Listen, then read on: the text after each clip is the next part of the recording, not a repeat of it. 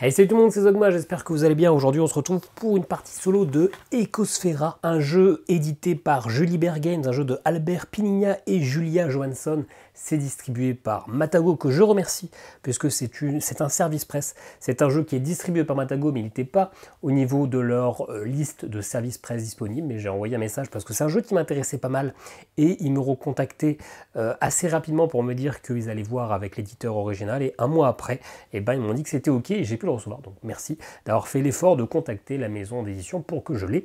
On se retrouve tout de suite pour une petite partie solo et mon avis sur le jeu en fin de visionnage. Allez, c'est parti pour la petite vidéo sur Ecosfera, un petit deck building très puzzle game. Vous allez voir, c'est assez original. Je ne sais pas si c'est tout à fait le terme, mais ça change un peu des deck building classiques, puisque c'est vraiment un puzzle game. On gagne si on a réussi à reconstituer les 7 biomes.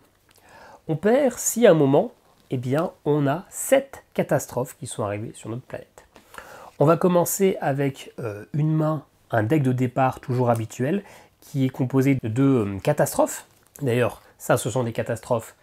Ça, ce sont des extinctions, je me suis trompé au niveau du terme. Et on a une carte de chaque type d'élément.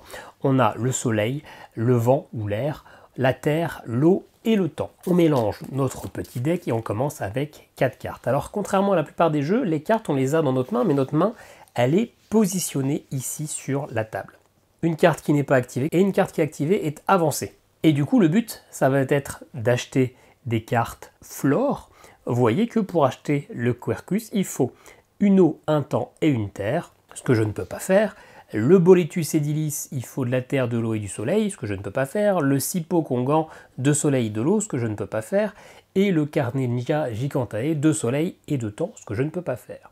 Si jamais il me manque une seule des icônes parmi les icônes présentes, ça va de 2 à 4 icônes, eh bien je peux prendre la carte dans le marché et du coup l'utiliser pour acheter. C'est d'ailleurs le seul moyen de récupérer un nouvel élément.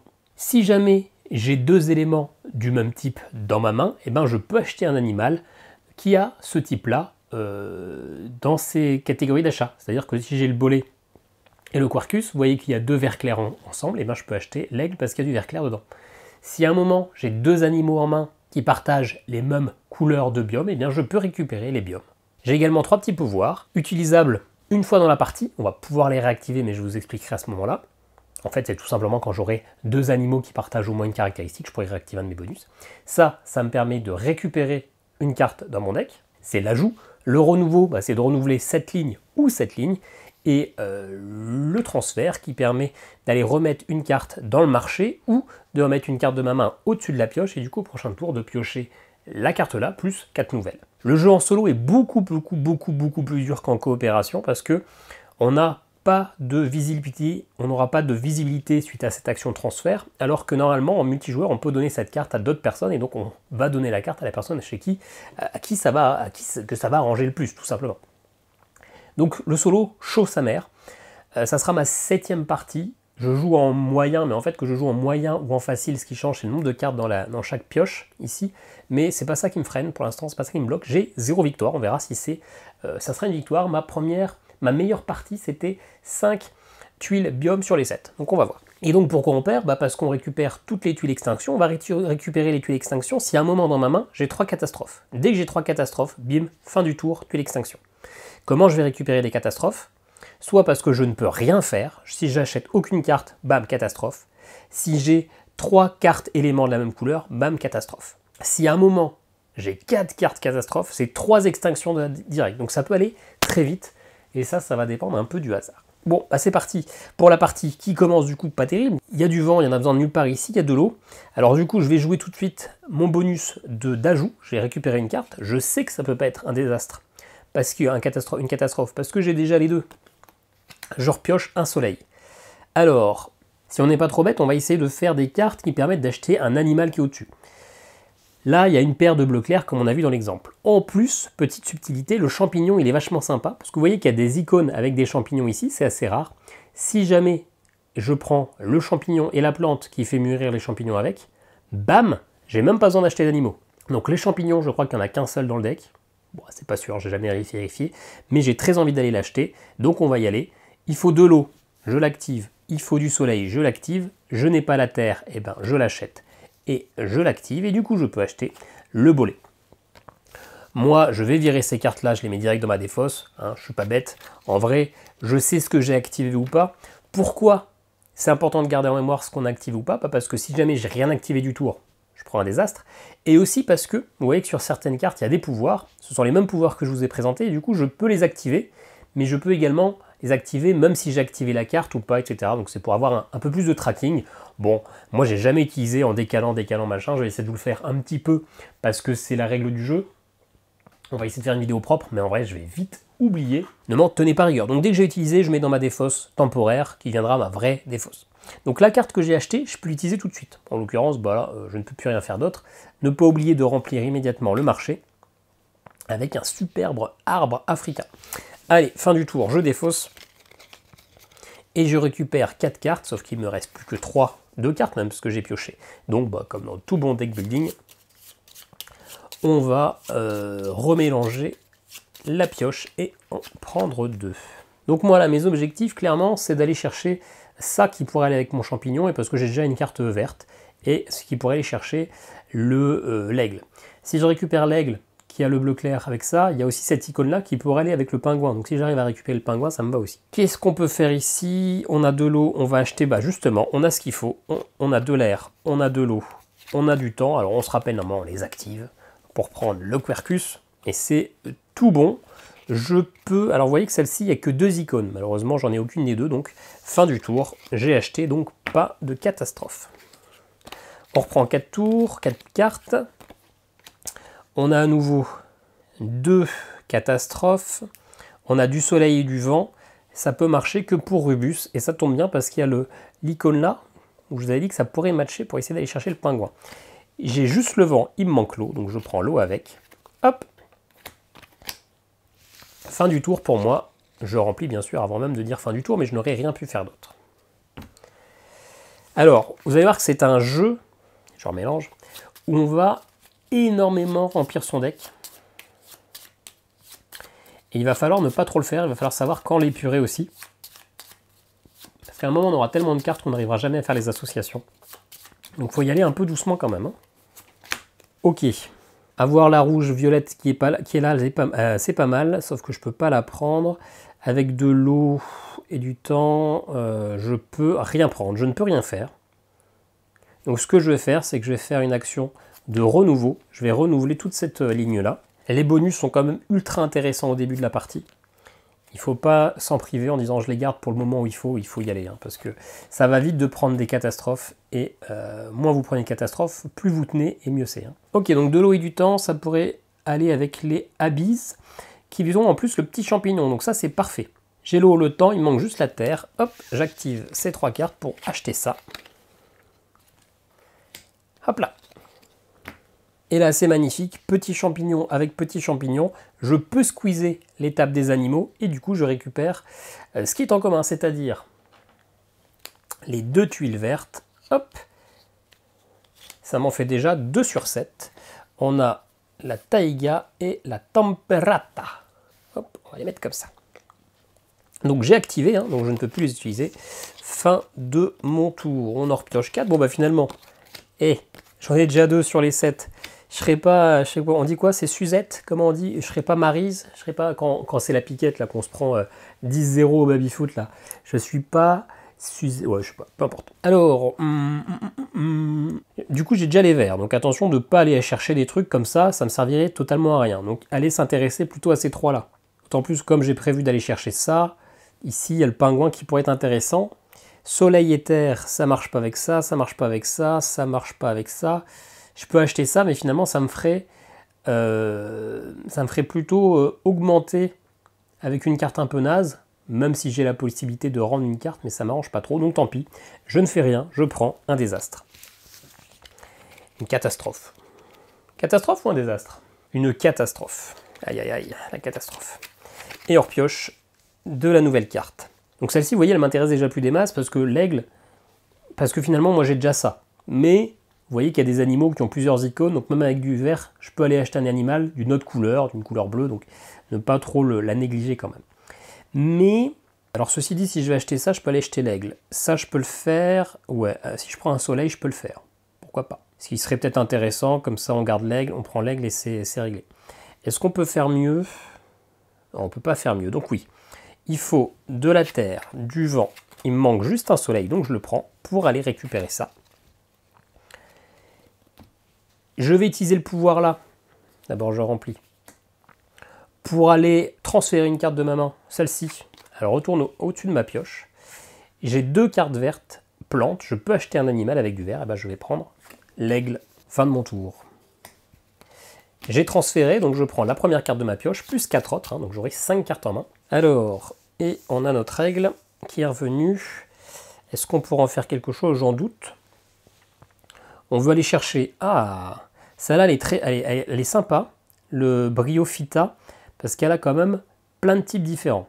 Pour ça, il faut du vent, j'en ai, de l'eau, j'en ai un. Ouais, donc il manque 2 icônes, donc je ne peux pas la prendre. Celle-ci m'intéresserait un peu plus, sauf que je peux pas, ça j'ai rien. Et le violet tout court. Alors violet tout court, une seule couleur, ça m'arrange pas des masses. Il faut ça, ça, ouais. Donc dans tous les cas, je peux rien activer.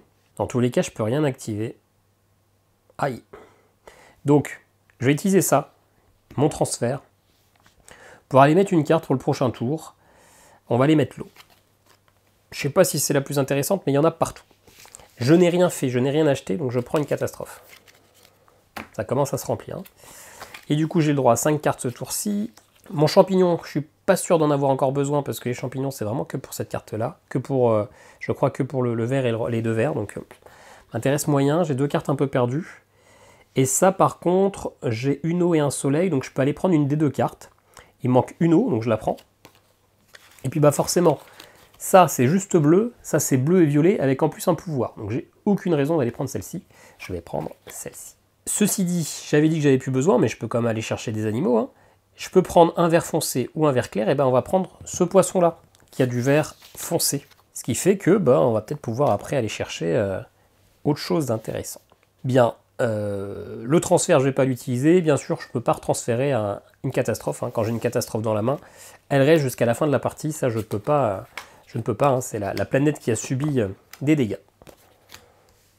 Qui a subi, je parle un peu comme des Parisiens. Alors là, je peux acheter 2 verts, j'ai du vert, mais vous voyez, j'ai aucun animal vert, donc je vais être un peu perdu. Et ici, j'ai qu'une carte élément, donc je prends malheureusement une catastrophe. Et c'est la fin du tour. Et là, j'ai quand même pioché pas mal de catastrophes ces derniers tours. Ça m'embête un peu. Ok, alors le violet m'intéresse, ça m'intéresse toujours. Je peux pas. Ça m'intéresse aussi pas mal, même si c'est que du violet, mais il y a ce pouvoir-là. Le vert, j'en ai pas besoin du tout, j'ai déjà le vert. Et le bleu, je pourrais le faire. Ouais, alors à savoir, est-ce que je prends le bleu ou le violet? On va aller chercher déjà le bleu. Il faut une eau, un soleil et une deuxième eau, que je prends et que j'active. Hop, pour prendre ça. Fin du tour. Vous voyez, c'est ultra simple, c'est vraiment un casse-tête de comment optimiser son deck pour aller chercher, ne pas s'éparpiller, réussir à bien vider son deck tôt ou tard, trouver le moment. C'est-à-dire que là, toutes mes cartes qui sont uniquement vertes, elles ne m'intéressent pas des masses, quoi. Donc, essayer de les virer. Bon, ça me paraît pas fou. Ça me paraît pas fou. Du vent et de la terre. Non, je peux rien faire ce tour-ci. Je prends... une catastrophe. Il y a une carte animale qui est folle, c'est l'abeille. L'abeille, elle a tous les types. Alors, ça m'intéresse pas des masses. Ça fait même plutôt yesh. Est-ce que je vais... Alors, je vais utiliser mon pouvoir là pour aller rendre cette carte-là dans les plantes. J'épure un peu mon deck. Par contre, je l'épure, mais pas tant que ça, parce que je prends quand même finalement une carte catastrophe. Hein. Donc, j'en perds une pour en prendre une. Là, je peux strictement rien faire. J'ai pas d'éléments. J'ai rien à acheter là-haut, donc je reprends une catastrophe.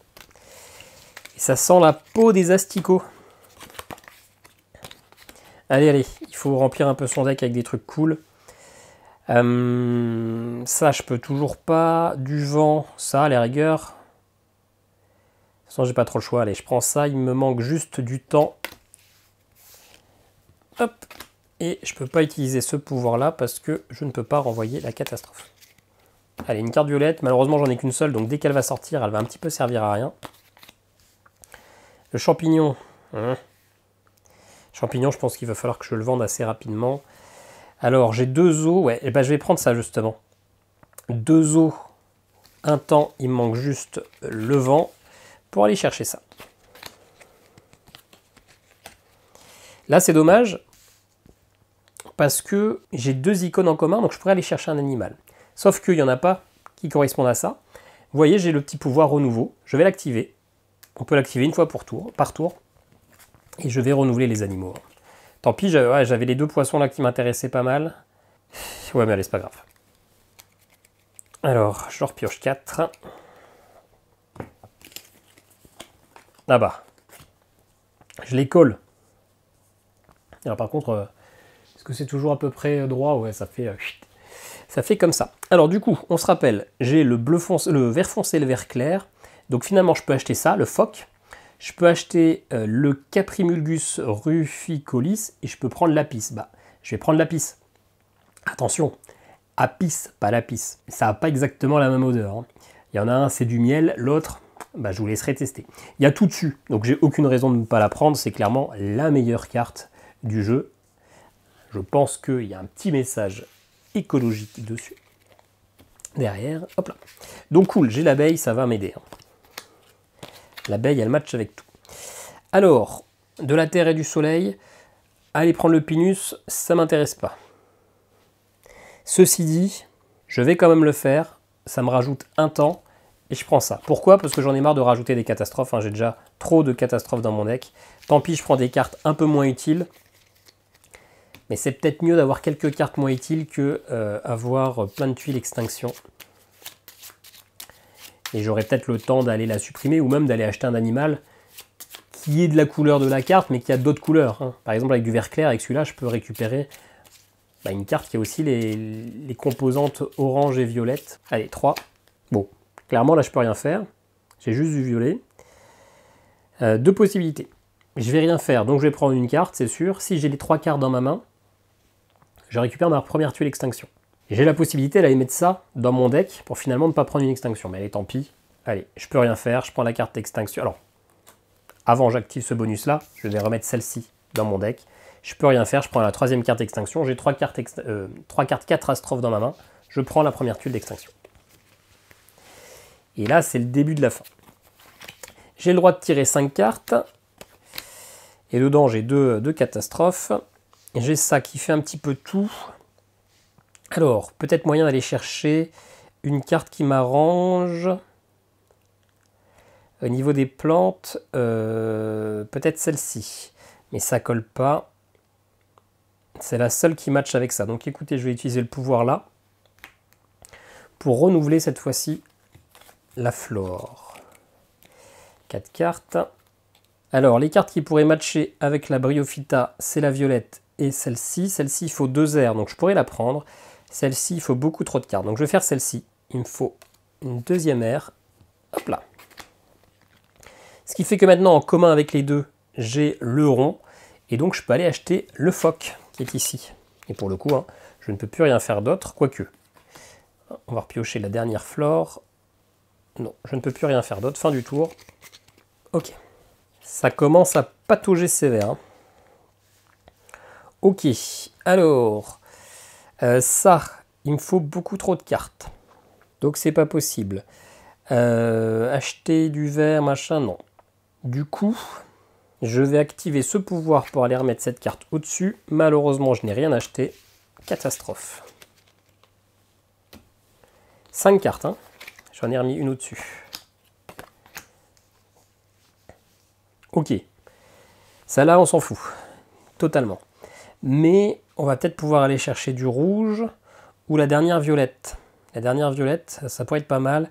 Il faut du temps, du soleil, de la terre. Il me manque juste de l'eau. Hop. Je la prends. Et vous voyez que cette carte-là, violette, elle a 3 pouvoirs. Les 3. L'ajout, le transfert ou le renouveau. Je peux utiliser qu'un seul des 3 pouvoirs. Je vais choisir. Et je vais choisir l'ajout. On va essayer de piocher une carte de plus. Ça peut peut-être matcher. Et bah non. C'était un mauvais choix stratégique. Ceci dit, pas de catastrophe. J'ai fait un truc sur ce tour. Ok, bon bah là ça sent la catastrophe. Obligatoirement. Je ne peux rien faire. A noter que si j'avais pas fait un +1 à ce tour-ci, au tour d'avant, j'aurais pu avoir les deux cartes en même temps et ça m'aurait débloqué une tuile. Pas bien. Je vais prendre ça, il me manque juste le temps. Hop, une carte rouge. Je vais en profiter. Alors, est-ce que je pioche? Non, j'ai pas l'intérêt de piocher. Si je peux retirer un petit désastre. Après, la probabilité que je puisse faire quelque chose, je suis pas sûr d'avoir de deuxième carte rouge. Si j'ai une carte vert clair, je peux aller chercher ça. Allez, je fais le plus. Bon, bah, ça me retire une catastrophe, ça me va. Enfin, ça me la retire. Ça me la passe transitoirement, quoi. Ouais, et là, c'est le problème, c'est que comme j'ai acheté plein de cartes différentes, et ben ça match absolument pas, et là, je peux rien faire avec cette main, et pourtant, j'ai mon abeille maîtresse, ce qui est dommage. Et c'est ça le problème, c'est que si vous piochez trop de cartes, ce que vous êtes un peu obligé de faire au début quand même, hein, et ben après, vous êtes totalement dépendant du hasard de la pioche, et vous ne faites plus rien. Et donc, on va assister à une longue décroissance, défaite. Puis en plus, là, je peux rien faire. Je peux rien faire. Ah, je peux rien faire en plus. Putain. Abusé. Après, je sais que je joue mal, hein, mais j'ai pas encore trouvé le bon tempo. Allez, il n'y a pas de carte violette, dommage. 2 temps et un soleil.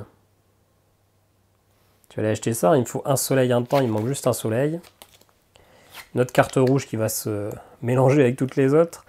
Ceci dit, je vais faire l'action de piocher. Ok. Avec un temps et une terre, je ne peux rien faire. Je vais utiliser cette... Donc, ce pouvoir-là est utilisé. Hein. Je n'ai pas activé la carte pour autant. Je vais utiliser le pouvoir-là de transférer une carte et je vais remettre celle-ci au-dessus. Comme ça, elle récupérera son pouvoir de piocher au prochain tour. Puisque activer le pouvoir d'une carte n'active pas la carte en fait. Hein. Ok, du coup je l'ai remise, donc j'ai le droit à 5 cartes. Je vais utiliser tout de suite le pouvoir pour repiocher. Encore un truc bien naze.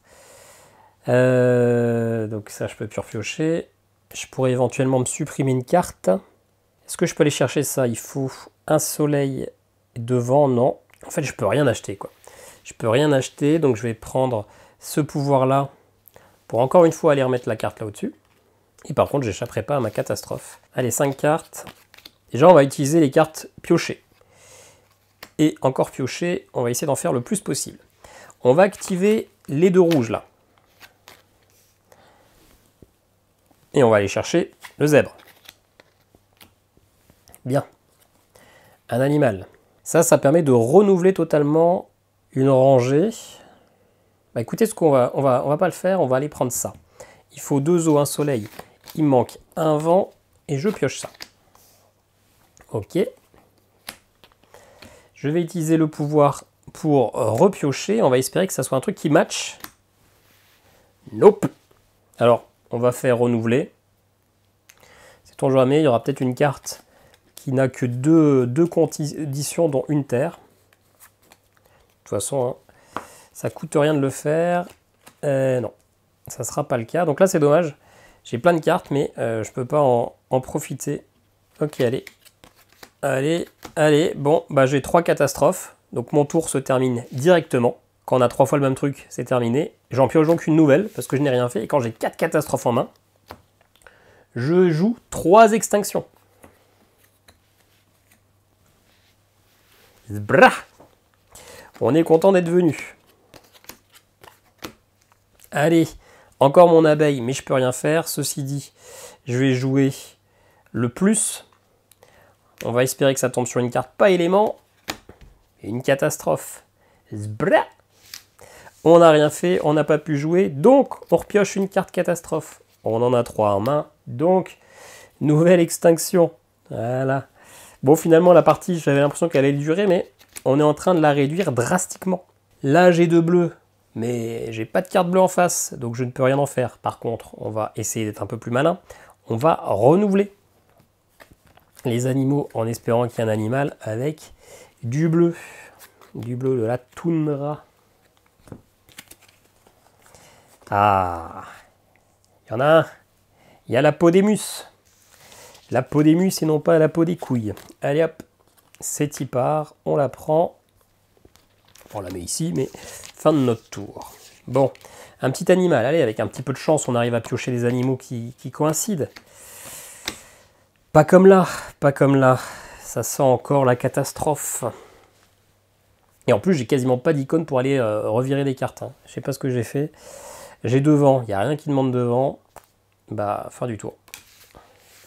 Merci, madame. Allez, allez, et allez. Eh ben, je peux rien faire, fin du tour automatique. Je suis obligé de piocher et j'ai 4 catastrophes. Eh ben, mesdames et messieurs, on arrive sur une défaite critique. Ce fut une partie, ma foi, fort dégueulasse. Le terme est noté, mais c'est pas grave, au moins je ne serai pas trop longue. Et puis, vous avez vu le principe. Le principe, c'est que là, j'ai pioché quand même beaucoup trop de cartes. Hein. Comment voulez-vous avoir des combinaisons qui matchent en ayant ce paquet aussi gros? Donc, j'ai mal joué. Il faut comprendre comment piocher sur un seul angle, mais pas trop, et après s'en dépatouiller. Sauf que, si vous avez une ligne de fleurs qui ne colle pas du tout avec la ligne des animaux, et ben bonne chance pour faire matcher ça. Bon, en l'occurrence, vous avez vu à quoi ça ressemblait. Moi, j'ai vu que j'ai fait quand même 2 tuiles. Et d'ailleurs, si on va être très précis, il y a un scoring. En solo, j'étais en mode normal. Déjà, je commence avec 30 points. 30 points parce que je suis en solo. J'ai deux cartes, ça fait 70 points. Et j'ai chopé toutes les cartes comme ça, donc ça compte pas. Bon, bref, je vais pas faire le scoring parce que j'ai perdu, on va pas se casser le dos, j'ai perdu, point barre. On se retrouve tout de suite pour mon avis sur le jeu. Bon, j'avais remercié Matago de m'avoir permis de tester le jeu, mais maintenant je veux en dire quand même pas mal de mal. Il y a quand même beaucoup plus de défauts que de qualités dans ce jeu, qui est, en tout cas pour ce qui concerne le mode solo, le true solo, parce qu'on peut parfaitement jouer à 2 mains, et je pense que c'est une bien meilleure configuration, mais en mode true solo, ça marche moins. Déjà, on va commencer par ce qui est bien. Ce qui est bien, c'est que c'est un deck building finalement assez accessible, ça pourrait être le premier deck building, c'est coopératif, donc il n'y a pas cette frustration d'être avec quelqu'un qui va être plus fort que nous, donc c'est une belle porte d'entrée potentielle. Et puis il y a un message qui est plutôt fort, c'est que finalement, tout la faune, toute la flore, tout ça vit en symbiose et l'un se nourrit de l'autre et vice-versa pour faire un écosystème. Et donc, il y a un message derrière qui est plutôt pas mal. En plus, les illustrations sont franchement chouettes. Donc, quand on est dans le jeu, on passe un bon moment. C'est un deck building sur le papier, feel good. En plus, c'est très puzzle game. Donc, on peut réfléchir pas mal à comment faire en sorte de réussir à valider nos objectifs. Et ce qui est assez intéressant, c'est que on va très rapidement avoir un deck énorme avec plein de cartes, et justement il faut essayer de trouver le moment où il faut arrêter de prendre des cartes et commencer à vider en remettant des cartes dans les différentes rivières, histoire de rester sur un deck qui est contenu, parce que trop de cartes, on va se noyer, on n'aura jamais les combinaisons possibles, et pas assez, bah finalement on n'arrivera à rien non plus à acheter. Donc il y a une petite courbe de montée puis de décroissance qui est assez intéressante à essayer de masteriser. Ça, c'est les points forts théoriques, parce qu'en pratique, il y a quand même beaucoup de petits trucs qui vont pas dans ce jeu. En tout cas, et encore une fois, je le redis, pour le true solo, c'est un jeu qui, je pense, est bien meilleur à plusieurs, à 2 mains, peut-être à 3 mains, à 4 mains, mais en solo, c'est un portage qui est un peu fainéant.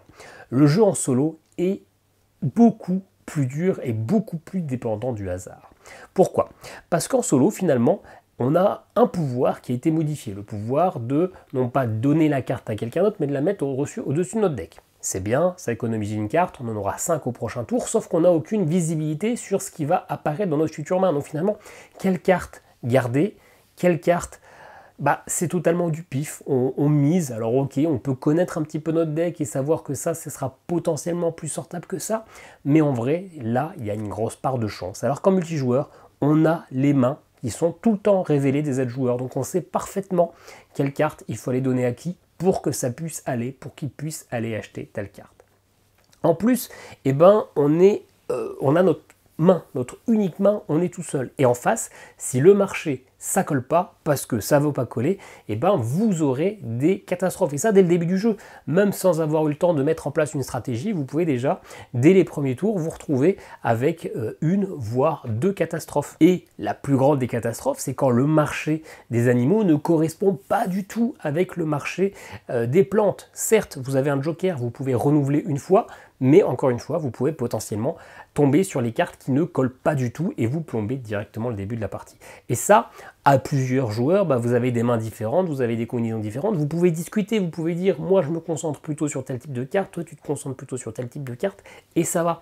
Et en solo, c'est pas possible, donc vous êtes dépendant de votre pioche et des tirages, et sans avoir cette visibilité sur le contenu des autres jeux comme vous avez en multijoueur. Et ça, c'est franchement ultra écœurant parce qu'il y a des parties où vous allez vous faire expédier super vite sans avoir rien compris et d'autres parties où ça va plutôt bien se passer et tout d'un coup, ça ne veut plus et boum, vous perdez. Et puis, il y a quelque chose qui est dépendant de la manière dont on va jouer, c'est que le jeu est quand même beaucoup trop long pour ce qu'il est. C'est un puzzle game finalement assez simple, simpliste dans les règles. Pas forcément simple de gagner, mais on s'attend à un truc qui va durer 20 à 30 minutes. Et là, pas du tout. Vous avez des parties qui durent, c'est écrit sur la boîte, 45 à 60 minutes. C'est beaucoup trop long. C'est beaucoup trop long, au bout d'un moment, on en a marre. On en a marre d'autant plus que si on gère mal notre deck, on va se retrouver avec un gros paquet comme ça, et le deck, on va jouer, on va jouer, on va jouer, on va jouer, on prendra un petit truc, puis un petit truc, puis un petit truc, puis rien qui va coller. Alors certes, la partie est d'autant plus longue que du coup on n'arrive pas à épurer notre deck, ça c'est une certitude absolue, donc si on joue mal, la partie va durer beaucoup plus longtemps que si on joue bien. Parfaitement d'accord avec ce que vous pourrez me dire, mais en vrai, on peut pas s'empêcher de penser que ça reste quand même trop long, puisque finalement il n'y a pas de mécanique qui se rajoute en plus, il n'y a pas de pouvoir supplémentaire, il n'y a pas de combo comme dans certains deck building, on va faire toujours la même chose du début jusqu'à la fin, et donc clairement, au bout d'un moment, on va trouver ça long. Surtout que des fois on sait d'emblée que c'est mort, donc on va pas partir, on va pas continuer à acheter des cartes pour rien, on abandonne et puis voilà, mais des fois on se dit que il y a moyen, il y a ce qu'il faut dans le deck, on n'est pas grand chose, et du coup les tours vont s'enchaîner, et au bout d'un moment, on va juste espérer se prendre une catastrophe sur la tronche pour enfin mettre un terme à cette partie. Et puis il y a un truc très amusant, c'est que quand vous regardez la boîte de jeu, vous avez un petit pad de scoring. Sauf que vous regardez la règle française, ou la règle américaine, c'est pas un problème de traduction. Première page, enfin la 11e page, 12e page, 13e page, 14e page, 15e page, je vais toutes vous les faire, 16, 17, 18, 19, mode solo, terminé. Donc vous faites votre partie, etc. Vous faites même 2-3 parties, puis vous rangez le jeu, puis vous dites, mais en fait, il y avait un pad de score, mais comment on score? C'est pas écrit dans la notice. Eh bien si, il faut vous lire la version anglaise, puis française, puis espagnole, puis allemande, pour finalement arriver sur les 2 dernières pages du livret de règles où il y a le scoring expliqué dans toutes les langues. Et en plus, c'est pas ultra bien expliqué au niveau du scoring. Il faut un petit moment pour comprendre comment ça marche. Mais clairement, moi, je fais un livre de règles, et donc ça, c'est pas Matago le problème, c'est Julibert. Pour une fois, ne mettons pas des bâtons, pour une fois, ne jetons pas des pierres à Matago.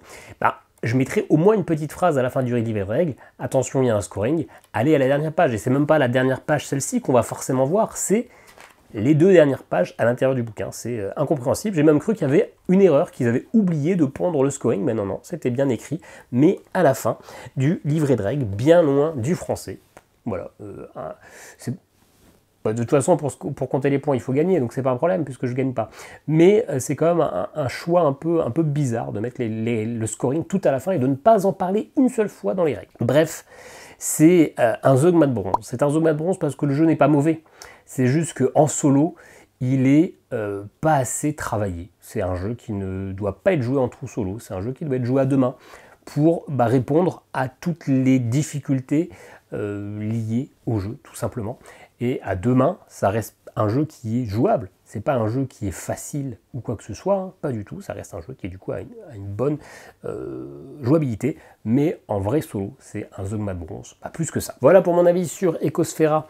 Est-ce que vous aviez déjà entendu parler de ce jeu? Est-ce que ça vous donne envie? Est-ce que vous trouvez ma critique trop injuste ou au contraire carrément justifiée? N'hésitez pas à donner en commentaire votre avis sur le jeu. Si jamais vous souhaitez me soutenir et acheter un jeu de société de votre choix sur Lodum, il y a un petit lien affilié. Merci à vous qui cliquez chaque mois dessus. Nous on se dit à très bientôt pour une nouvelle vidéo. Ciao ciao.